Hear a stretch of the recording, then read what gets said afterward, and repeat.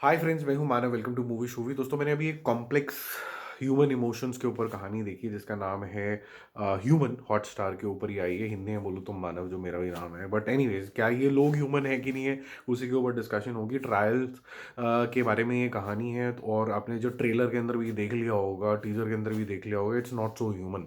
Inhuman नाम होना चाहिए था इसका, क्योंकि जो आप यहाँ पर ट्रायंगल देखते हो, और वो ट्रायंगल मैं आपको समझाने की कोशिश करता हूँ, because that's a simplest way to understand this series, जिसके अंदर 10 एपिसोड हैं। ऑन एन एवरेज 30-35 मिनट का एक एपिसोड है। आगे पीछे का अगर थोड़ा सा हटाओगे, थोड़ी स्लो भी है, आगे पीछे भी कर लोगे तो आपको 30 मिनट तो देने पड़ेंगे। तो बेसिकली एक फार्मा कंपनी के बारे में दिखाया गया है। उसका नाम वायु फार्मा है। वो ऐसा एक ड्रग बनाती है जो रेवोल्यूशनरी हो सकता है एक एस्पेक्ट के अंदर। और वो एस्पेक्ट क्या है वो आप खुद फिगर आउट करना। क्या वो पूरे ट्रायल्स लेते हैं कि नहीं लेते हैं, और क्या उससे कोई ट्रेजेडी हो जाती है, ये आपको थोड़ा सा तो ट्रेलर में भी समझ में आ गया। एक एस्पेक्ट ये चल रहा है। दूसरा एस्पेक्ट चल रहा है कि मंथन एक हॉस्पिटल है जिसको गौरीनाथ हेड कर रही है, जहाँ पर शिफाली शाह हैं।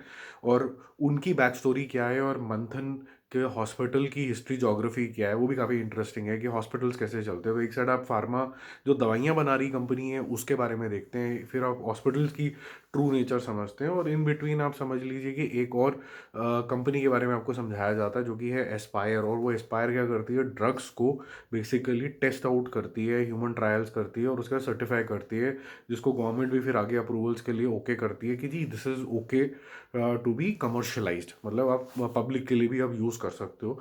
इन्हीं सब के झोल झाल के अंदर फ्रॉड होते होते एक सिनेरियो ये आता है कि डॉक्टर सायरा सब्बरवाल, जो कि कीर्ति कुल्हारी ने प्ले करा है, वो मंथन ज्वाइन करती हैं।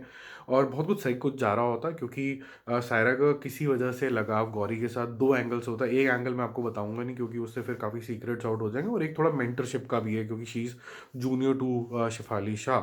तो वो एक रिस्पेक्ट लेवल हो जाता है। But slowly she start discovering कि कुछ तो फॉल प्ले यहाँ पर हो रहा है मेडिसिन के साथ। इस जो मंथन हॉस्पिटल है, उसके अंदर भी काफ़ी लोगों की तबीयत ख़राब हुई है। किन किन लोगों की तबीयत ख़राब हुई है, कुछ डॉक्टर्स भी रगड़े के अंदर आ गए हैं। और ये जो फॉल प्ले सारा हो रहा है, ये थोड़ा सा जो डॉक्टर सब्बरवाल है उसको डाइजेस्ट नहीं होता। तो क्या वो रिटेलिएट करती है, क्या तो सबसे पहली बात है उसकी सुनवाई होती है कि नहीं होती है।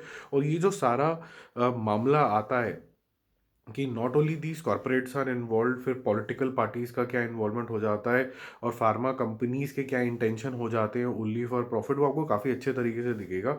और हर एक ने अपना रोल बहुत अच्छा करा है। जैसे फार्मा कंपनी का जो बॉस दिखाया गया है, उसने भी बहुत अच्छी एक्टिंग करी है यहाँ पर, जो कि आपको सीआईडी के अंदर भी दिखे होंगे।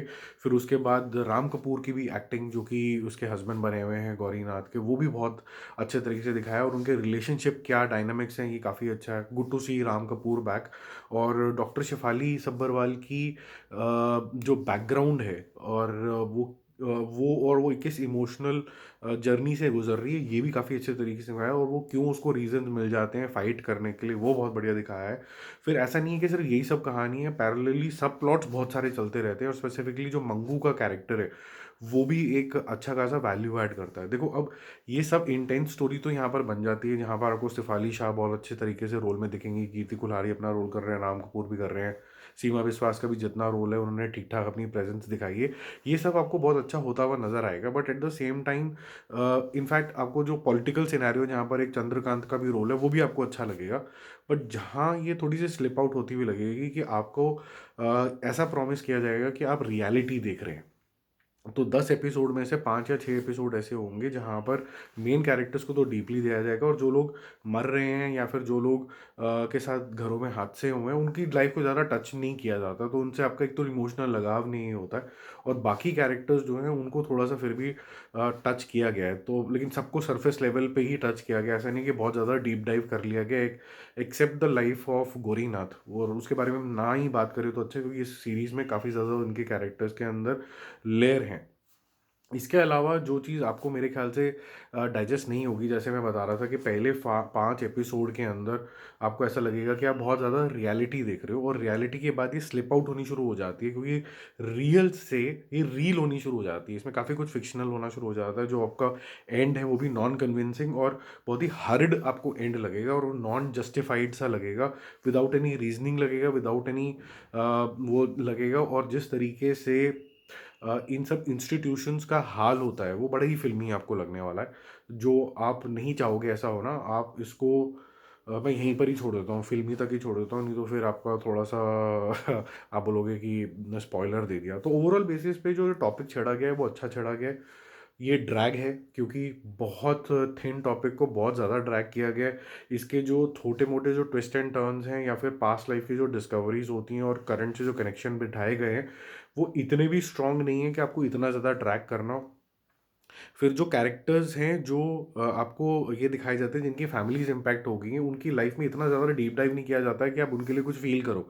तो आप फ़ील नहीं कर पाते हो और हाफ़ वे जाते-जाते ये एक रियल सिनेरियो से रील बन जाता है, यानी थोड़ा फ़िक्शन की साइड पे चला जाता है, जो आपसे फिर एकदम माइंड जो है वो डाइजेस्ट नहीं कर पाता है। पर अच्छी चीज़ ये है कि जितने भी इन्होंने सिनेमैटिकली, चाहे वो हॉस्पिटल का सिनेरियो ले लो, चाहे इनके घर ले लो, किसी का भी घर ले लो, वो बहुत अच्छे तरीके से इन्होंने दिखाया है। तो काफ़ी रिच सीरीज़ है उस सेंस में और ड्रास्टिकली डिफरेंट हो जाती है जब इनको गरीबों का घर दिखाना था। तो ये जो मैनेज है करना था फ्रॉम अमीर टू गरीब, ये बहुत अच्छे तरीके से यहाँ पर इन्होंने मैनेज किया है। बट मैं इसको, इस सीरीज़ को इस नज़रिए से देखूँगा कि ये ओवरऑल बेसिस पे मुझे राइटफुल कंक्लूजन नहीं दे पाई, जो मैं सोच रहा था अपने दिमाग के अंदर। मैं बहुत कुछ एक्सपेक्ट कर रहा था क्योंकि जब आप इस तरीके के टॉपिक्स छेड़ते हो तो आपकी एक्सपेक्टेशन ये होती है कि वो रेवोल्यूशनरी चेंज लेके आएगी और वो चेंज शायद जो अथॉरिटीज़ हैं उनके मन के अंदर भी जाएगा और वो कुछ शायद एक एक्शन ओरिएंटेशन की तरफ जाएंगे। यहाँ पर कोई एक्शन ओरिएंटेशन यहाँ पर ज़्यादा दिखाया गया नहीं है, बहुत ही सेफ प्ले किया गया, जिसकी वजह से मेरा मूवी शूवी स्कोर भी इसके लिए रहेगा B+। It's a okay watch, देख लोगे तब भी ठीक है, नहीं भी देखा तो ऐसा कोई आपने, ऐसा नहीं होगा कि आपने कोई बहुत ग्रेट कोई सीरीज मिस कर दी है। जितने भी एक्टर्स हैं, जो एस्टैब्लिश्ड एक्टर्स हैं, जैसे शेफाली शाह का मैंने नाम लिया, कीर्ति कुल्हारी का नाम लिया, राम कपूर, तो ऑब्वियसली ये सारे लोग अच्छे एक्टर्स हैं, इन्होंने अपने अपने किरदार अच्छे करे। स्टोरी के अंदर कुछ लेवल के बाद डेप्थ नहीं है और कुछ चीज़ जो कैरेक्टर्स हैं वो थोड़े से आर्टिफिशियल हो जाते हैं। सिक्स्थ एपिसोड के ऑनवर्ड्स आपको ऐसा लगना शुरू हो जाएगा और सेवन्थ एट तक आते आते आपको कुछ कैरेक्टर्स बिल्कुल आर्टिफिशियल और कुछ कैरेक्टर्स को एक्सट्रीम प्रीची होने लग जाएंगे। और बीच में फेमिनिज्म, बीच में सेम सेक्स लव, वो सब एक फॉर्मूला ड्रिवन जो एक्टिविटीज़ होती है ना, वो भी आपको दिखेंगी इसके अंदर।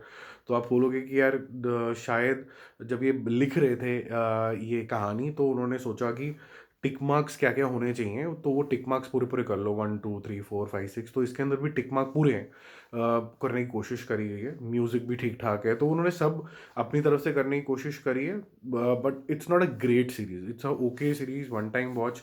फैमिली के साथ नहीं देख सकते हो आप, क्योंकि इसके अंदर कुछ बोल्ड सीन्स भी हैं और एट द सेम टाइम मतलब कुछ न्यूडिटी नहीं है, बट फिर भी थोड़ी सी बोल्ड है, और कॉन्वर्सेशंस जो हैं उसके अंदर गाली गलौज इंग्लिश वाली तो काफ़ी है, तो फ़किन वकिन तो ऐसे ही बोल देते हैं। और तो वो अगर आप अवॉइड करना चाहो तो कर लो। एक चीज़ और मेरे को थोड़ा सा जो इसमें सीरीज़ में अच्छी नहीं लगी, कि कुछ जो मेकअप वाले एस्पेक्ट हैं स्पेसिफिकली डिजीज़ दिखाने के लिए, और या फिर किसी को चोट पहुंचाई हुई जो जिसे कहते हैं प्रोस्थेटिक्स का इस्तेमाल, वो काफ़ी पुअर तरीके से किया हुआ है। तो अगर आप देखोगे तो आपको ऐसा लगेगा कि ये सब नकली है। वो उस पे ज़्यादा ध्यान नहीं दिया गया, क्योंकि otherwise the production quality of the series is good. ये वाली जो साइड है ये थोड़ा सा उसको डाउन प्ले कर गई। तो मिलते हैं एक और रिव्यू, एक और अपडेट के साथ। Don't forget to subscribe the channel. Bye bye.